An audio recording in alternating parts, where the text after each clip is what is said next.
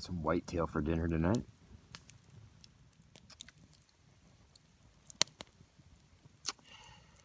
Delicious.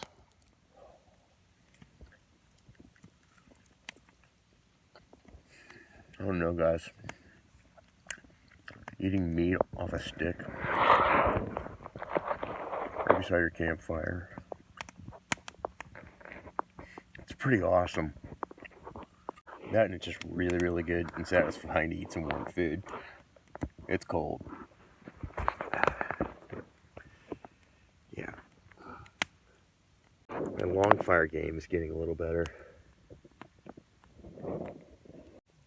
I'm really digging the Pash Palakas. You guys should totally check it out if you're looking for a minimal camping shelter. These things are pretty sweet. And they're not that heavy. So, yeah, cool. I'll see you guys in the morning.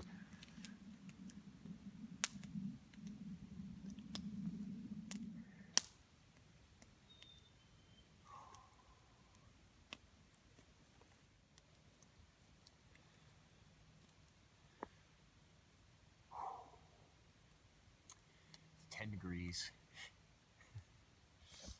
So, my sleeping shelter for last night is 2 Pash Palakas. They're Russian Poncho tents. I've got 2 of them connected together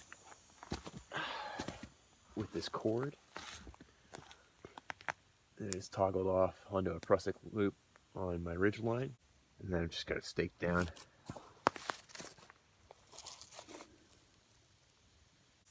All this white stuff, that's all ash for my fire. And if this was anything modern, like I wouldn't have had a tent. But because this is this heavy canvas, the sparks in the fire really weren't an issue. And you can see how close I am to my enclosure. I'm right there. So yeah, it's pretty cool. I've got some of the ends like tucked in underneath, and that's adding to my ground layer.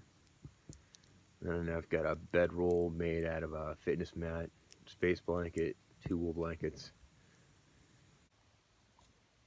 So here's the Palakta all put together as a poncho, as a rain jacket. There's just some cordage at the one corner, and you pull it tight, it cinches up around your shoulders, and it makes a hood. So yeah, it's different than the more common contemporary military ponchos, the ripstop, or even the heavier rubberized ponchos. Those are great. I prefer the ripstop in my lightweight kit, but as you saw, like, this thing got blasted by fire and not a hole in it. My space blanket that I use for a shelter sometimes, it got scorched.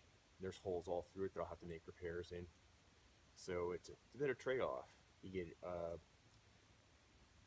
a little bit heavier package, but it's way more resilient, and it's multi-purpose. So it's kind of cool, and I don't know, I dig it.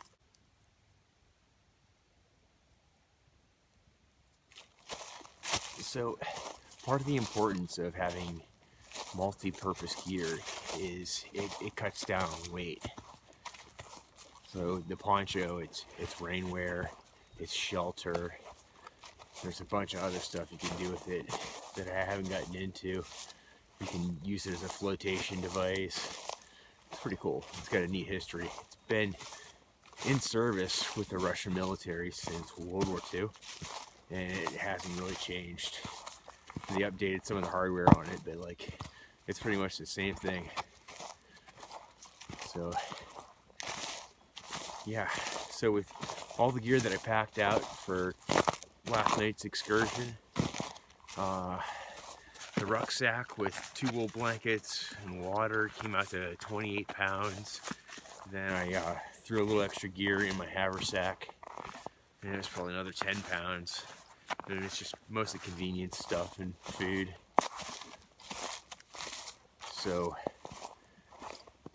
yeah, I mean, under 40 pounds for my kit, and I mean maybe 40 pounds with the shotgun. I'm carrying a single shot 12 gauge, New England firearms single shot 12 gauge. Not really hunting. There's coyotes. There's I heard a wolf howl last night. It wasn't a coyote. I think these are bobcat tracks. There's might be a bear.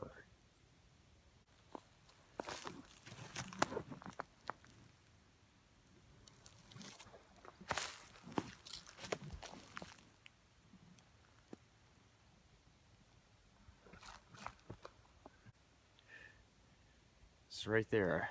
That's some kind of predator. It's not a dog. And they're out here wandering around.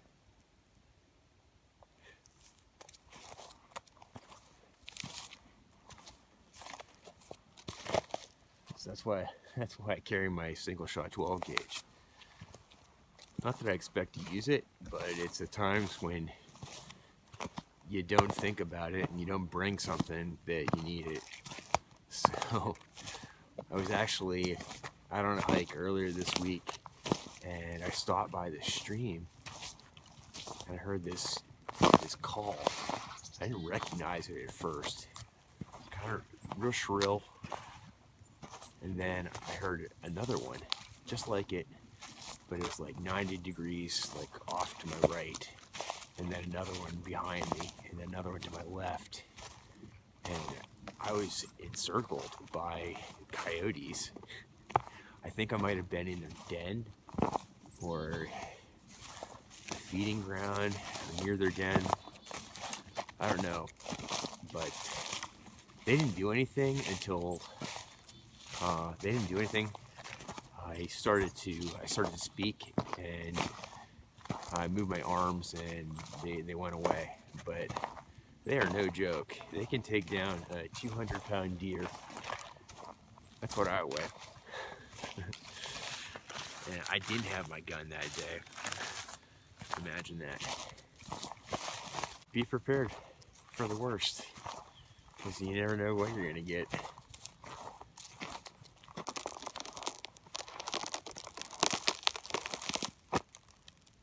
There's coyote tracks.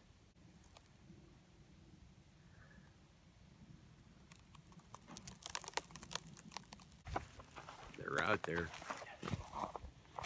You guys should check out Nature is Metal on Instagram. They'll give you the lowdown on how brutal and hard the natural world can be. They posted a photo a few weeks back of a coyote running a full hindquarter of a deer. That's nuts. Alright guys, I'm about out of the woods. Thanks for hanging out. I'm going to do a follow-up video to the Pash Palakas and go through some different shelter configurations with them. They're really a cool piece of kit.